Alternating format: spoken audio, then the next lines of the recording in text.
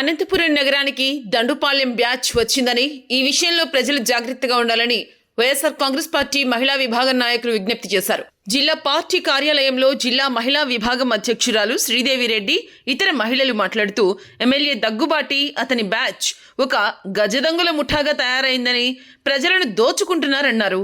ప్రజలు ఎవరైనా సరే తమ ఆస్తులు సరిగ్గా ఉన్నాయో లేదో సరిచూసుకోవాలని, రాత్రి వేళల్లో బయటకు వచ్చేటప్పుడు తగిన జాగ్రత్తలు తీసుకోవాలని సూచించారు. జిల్లా పోలీసులు ఇలాంటి వాటి గురించి చెప్పలేదని ఆమె విమర్శించారు.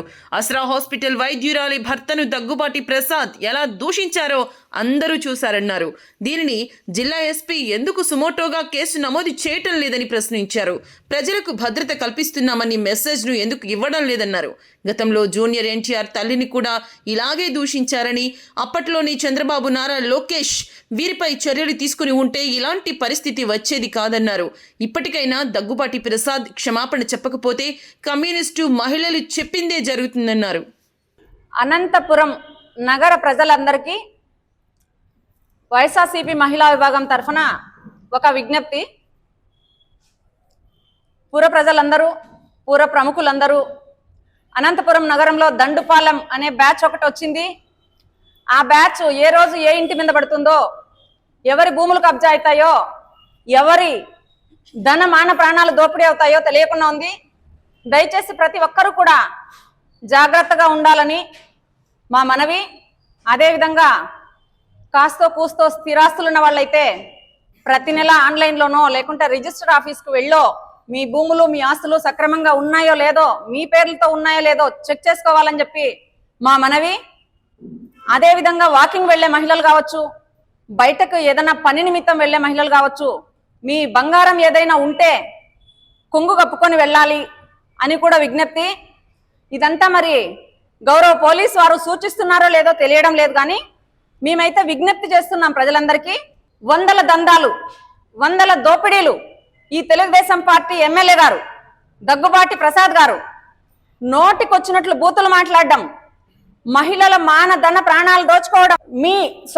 మీ నాయకురాలు స్వప్న గారు నా ఆస్తిని కాజేశారు బాబో అని గగ్గోలు పెడుతుంటే దిక్కుదరి లేదు. ఒక డాక్టర్ భర్తని బండ బూతులు తిడతా ఉంటే ఎమ్మెల్యే గారు, గౌరవ ఎస్పీ గారు ఇట్లాంటివి సుమోటోగా కేసులు తీసుకొని ఎందుకు ప్రజలకు ధైర్యం కల్పించలేకుండా ఉన్నారని ఎస్పీ గారిని మేము అడుగుతున్నాం. బండ బూతులు మాట్లాడుతున్నాడు. అదే బూతులు తిరిగి ఆ అబ్బాయి మిమ్మల్ని మాట్లాడింటే మీరు తల ఎక్కడ పెట్టుకుంటారు దగ్గుబాటి ప్రసాద్ గారు అని అడుగుతున్నాం. అదే బూతులు అమ్మాయి మిమ్మల్ని మాట్లాడింటే ఎక్కడ పెట్టుకుంటారు? వాళ్ళ భార్యని అంటున్నారు, మీ భార్యని అన్నారా? ఆడవాళ్ళు ఎవరైనా ఆడవాళ్లే కదా.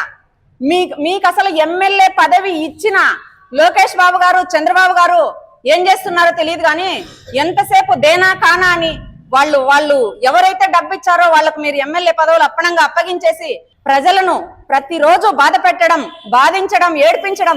చిన్న తట్ట వ్యాపారం చేసుకునే మహిళ నుంచి పెద్ద వ్యాపారాలు చేసుకునే వాళ్ళ వరకు దందాలు, వసూళ్లు, అక్రమాలు, దుర్మార్గాలు పెచ్చిమీరిపోతున్నాయి అనంతపురం నగరంలో.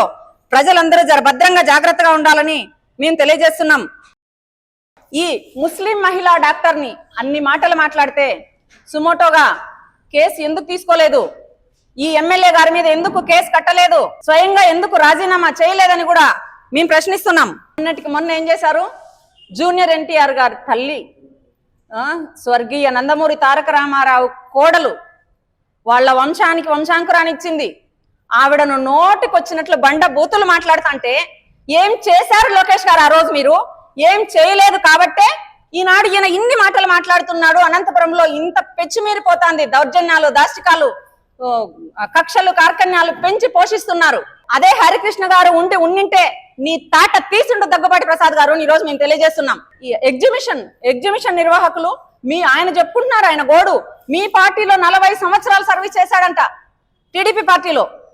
ఆయన అక్కడికి వెళ్ళి మీ ఇష్టానుసారము వాళ్ళని కొట్టడమో, తిట్టడమో, బెదిరించడమో ఎందుకు? డబ్బుల కోసం. మాకు డబ్బు కావాలి, మేము పార్టీకి ఫండ్ ఇచ్చి ఎమ్మెల్యే టికెట్ తెచ్చుకున్నా మాకు డబ్బు కావాలి. కూర్చుంటే డబ్బు, లేస్తే డబ్బు, పడుకుంటే డబ్బు, డబ్బు తింటాం, డబ్బు తాగుతాం, డబ్బుతోనే ఉంటాం అని మీరు మాట్లాడుతున్నారు. వాడెవడో మొన్న గంజాయి తాగి సాక్షాత్ ఎప్పుడు అనంతపురం నగరంలో జరగంది. ఒక సిఐ గారినే పొడిచారండి. మీ అందరికీ తెలుసు. సిఐ గారినే పొడుస్తున్నారు అంటే యువత ఎటు దారి పడుతుందో చూడండి, ఎటు పెడదారి పడుతుందో. గంజాయి కావచ్చు, మద్యం మత్తు కావచ్చు, ప్రతిదీ పెచ్చి మీరిపోతుంది. అనంతపురం నగరం ఏదో వేరే రాష్ట్రంగా అయిపోతుంది. అదే విధంగా మొన్న అమ్మ తల్లి నీకు చెప్పాలి, నువ్వు మొన్నేదో చాలా మాట్లాడినావమ్మా, ఈ రిటైర్ అయ్యే వయసులో సెటైర్లేమి అని. మా పెద్ద అయినది రిటైర్ అయ్యే వయసు వచ్చినా, చిన్న వయసులో ఉన్నా ఆ హుందా, ఆ గౌరవము నీ దగ్గుబాటి ప్రసాద్కు ఎప్పుడు వస్తుంది? ఆయన కాలి గోటుతో సమానం కాదు మీరు. నువ్వు మాట్లాడతావు, ఈ రోజు మాట్లాడమ్మా. ఈ రోజు ఒక మహిళా డాక్టర్ని నీచంగా మాట్లాడాడు. ఈ రోజు మాట్లాడు. మీ సొంత కార్యకర్త, మీ నాయకుడు ఆయన వైన్ షాప్ తగలబెట్టారు కదా, దాని గురించి మాట్లాడు. తగలబెడితే అతను నేను తగలబెట్టను దొరికినవాడు ఏం చెప్తాడు? నేను మందుకు డబ్బులు వేస్తే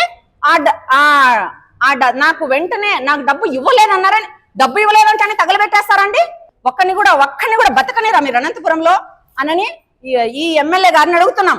మీకు నీతి నిజాయితీ ఉంటే వెంటనే రాజీనామా చేయండి, రండి ప్రజల్లోకి, గెలుదురు. లేదా ఈ రోజు నుంచి నోరు మూసుకోండి.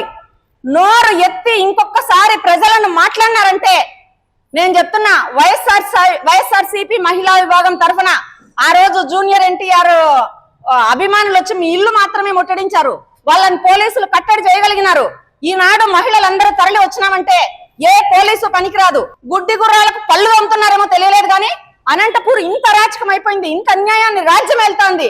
ఏం చేస్తున్నారు చంద్రబాబు నాయుడు గారు, ఏం చేస్తున్నారు లోకేష్ గారు? కనీసం 3 మెన్ కమిటీ వేయండి, కనీసం ఎక్స్ప్లెనేషన్ అడగండి.